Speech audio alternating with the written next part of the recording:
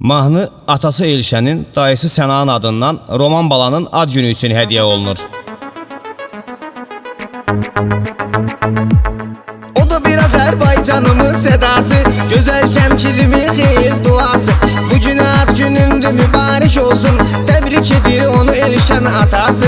Tebrik edir onu Elşən atası. Roman bala ad günündür mübarek. Biz seni hürmetle tebrik eləyirik.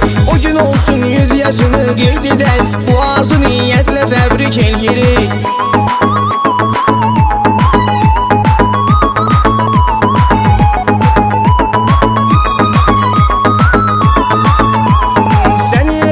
Atanın ürəyiysən, sən adayının arzusu diləyirsən. Atan anan fəxr eləyir səninlə, sən nənənin babanın gərəyisən. Sən nənənin babanın gərəyisən. Olasan həmişə dəyərlər dəyərində, səni Allah saxlasın nəzərində.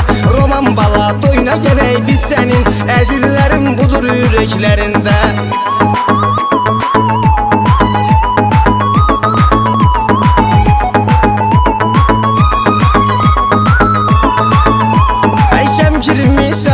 Şöhretlidir, 57 Siriyadı suretlidir. Sen de Zeyemzir'de hanım balasan, Şemkirimin her yeri lezzetlidir. Şemkirimin her yeri lezzetlidir. Dağına taşına kurban olmuş Şemkirim, her karışına kurban olmuş Şemkirim.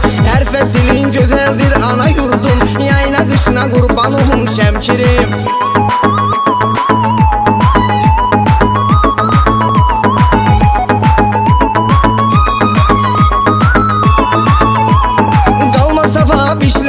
Sen dala, senden həmişə uzaq olsun şərbala. Roman bala adına qurban olum, səni qorusun inşallah Allah tala. Səni qorusun inşallah Allah tala. Yerlilərin işində diqqətində, Sırdaxan oğlanları hörmətində.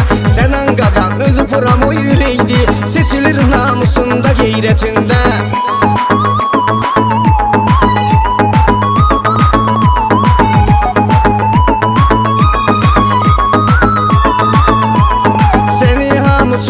Bunu bilirsən, biz güləndə sən də bizlə gülürsən. Mənim sənə xoşdur arzu niyetim, onu bilirəm sən də bizi sevirsən.